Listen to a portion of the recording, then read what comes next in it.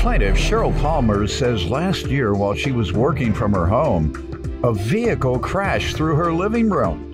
Cheryl claims she discovered it was the defendant's 13-year-old grandson driving the defendant's car. So she's suing. Defendant Linda Brown has been going through a lot these past few years because she lost both her husband and her son, and she turned to her church family for support. Linda insists she is not responsible for the accident and therefore doesn't owe. Start with you. First, I'd like to thank you for hearing our case and as well meeting you, Doyle. Thanks for finally. coming. I also like to thank Ms. Brown for taking this opportunity to rectify this business that we got to take care of. I appreciate it. How long you all known each other? She's my neighbor. I don't really know her that well. How long have you been neighbors? I've been in the home for 6 years, but it's a home my parents gave to me when they passed. So it's been in our family for over 40 years. So the two of you have been neighbors how long? 6 years. All right. That I know of. I'm not quite sure how long she's lived there, but I've been back in that home for 6 years. All right. So what else you want to tell me on your association as neighbors, if there's any? Well, first and foremost, 2020 was a great year for me. I came to find my biological family. I was adopted at 6 years old. My parents always told me I was adopted. There was no ever ill feelings toward it. Just my mom was 16 years old when she had me. I was biracial. Wasn't quite sure of the reason why. Didn't have a lot of details because in that time frame there were closed adoptions. So I grew up with a wonderful family. Me being myself, my mom and my dad, like I said, they both passed away and they left me the home. So it means a lot to me. In that year, I also became aware of my father's biological side and my mother through Ancestry.com. So great year for me. Ended up having siblings. All the things that I thought was the reason I was given away were not the case. So it was a load off of me. Of that. What age do you recall having that desire? When my parents passed away, I became the sole provider, the matriarch of my family, being that I was the only child or what have you. And then the desire, I always had the desire, but I never wanted to hurt my adoptive parents' feelings or make them feel I was abandoning them. But anyone in that situation always has that desire, even if they don't admit it. And hopefully even me speaking on it will give other people, the courage to look, find, and give yourself that closure. So it was a wonderful experience for me. Plaintiff Cheryl Palmer is suing her neighbor because she claims the defendant's 13-year-old grandson crashed the defendant's car into her living room. You want to give me some background, ma'am? I'm the mother of 5.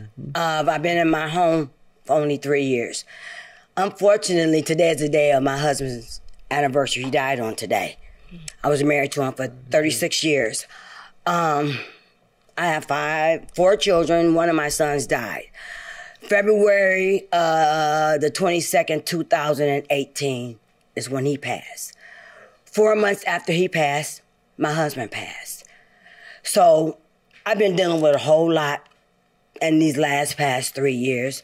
Everything that I deal with that comes to me, I take it to the Lord. That's all. I mean, I'm from a large family. I have 8 sisters and 4 brothers. But it's just me. All my children are grown. What has helped you the most? Jesus. Coping with it. Jesus. My church family. My pastor. My first lady. How so?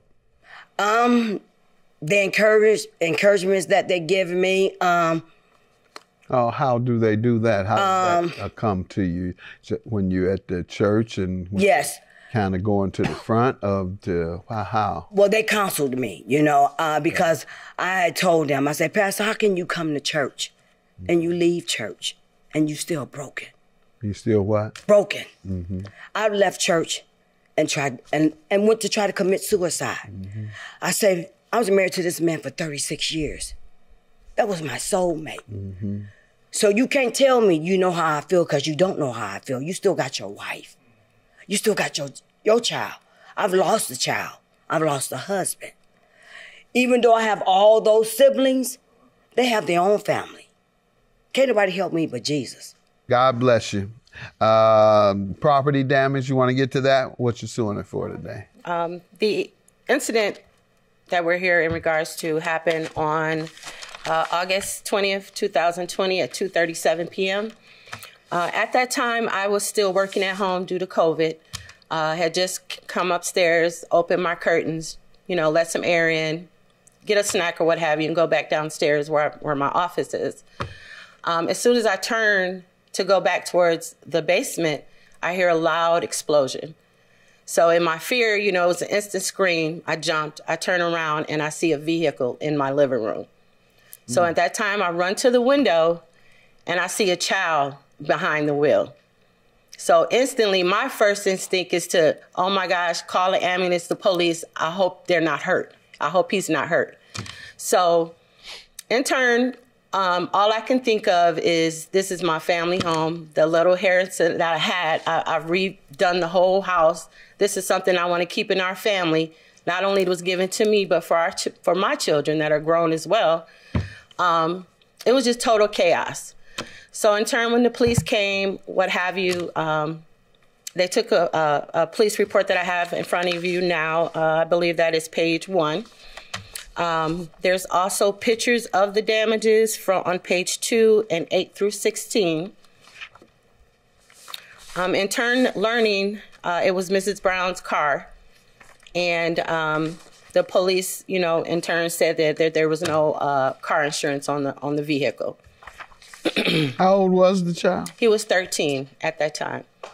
It was an unfortunate situation, and I don't want to see. What did you find out occurred? How did it occur? From what I was told, basically he was being given lessons to learn how to drive in a residential area. So somebody was in the car with him? Yes, one of her family members was in the car with him. He was driving, and another gentleman was in the car with him. How old was that person? I'm not sure, sir. Plaintiff Cheryl Palmer is suing her neighbor because she claims the defendant's 13-year-old grandson crashed the defendant's car into her living room. Ma'am, you know anything about the circumstances? I was in the kitchen frying chicken. Mm-hmm. I looked up. My grandson ran in the house. Grandma, your car. I said, my car what? In somebody's house. I said, how I get in somebody's house, Grandma? Mm-hmm. I turned to the family member. Why did you do what you did when you had no permission to do what you did? What did the family member do? He was teaching him how to drive when he wasn't supposed to. He was 14 because he's 15 now. Huh? Come on. You didn't learn how to drive at 14. Did the family member explain what happened to cause the accident? He said he was turning the corner and he put his feet. He was turning too fast and he put his feet on the brake. And by that time, he wasn't in a parking lot or anything. That's my point exactly. I could have died and went to that day. What did she do wrong? She did let me know that she would settle and help me with the repairs. Did you tell her that? No. You said somebody got to pay for this. I said, you're right. Somebody do have to pay for that. And that was it. That was it. The car was in your name. Exactly. You didn't have insurance. And that's why I'm here. To me, you didn't have that's why I'm here, because the car was in my name. Yeah, and that vehicle. Her not having insurance, that's irrelevant to the damage you suffered and who owes you. If they were negligent, they owe you. But that's the point. How was she negligent? Because it sounds like there was an adult that was supervising this minor.